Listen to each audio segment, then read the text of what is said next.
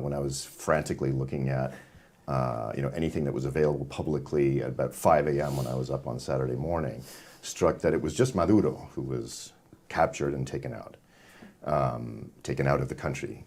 Maduro and his wife. Maduro and his wife, yes, and not the broader cupola of power. That's right. That basically is a criminal regime in Venezuela. This is the same regime. It's just not headed by Nicolás Maduro. It's the same criminal regime. It's the same people that run the military who have backed Maduro and now have formally backed Delcy Rodríguez.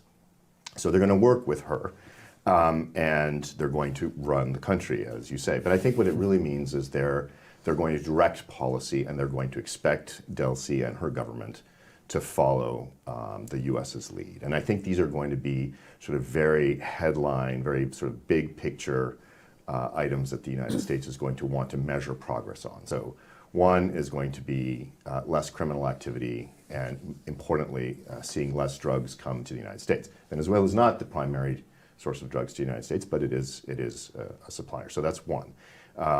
More cooperation on migration, preventing flows out, accepting more deportees in is another thing that I think can be measured relatively well.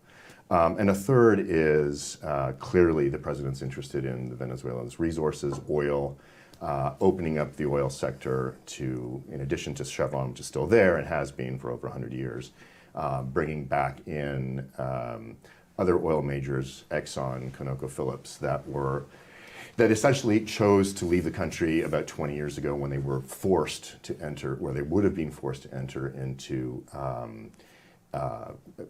joint ventures with the government, which they balked at, and which now they have been seeking and won in U.S. courts compensation for a long time. That's another one, I think, where the regime can probably deliver on.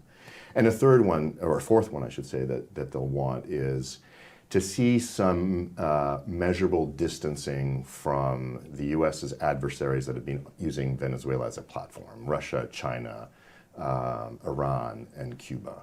I think, for instance, ending oil shipments to Cuba will be a strong message and a strong thing that the United States will want to see, in particular, given also the Secretary of State's interest, natural interest in Cuba. So I think running the country means forcing the administration under the threat of further military action to do these headline items.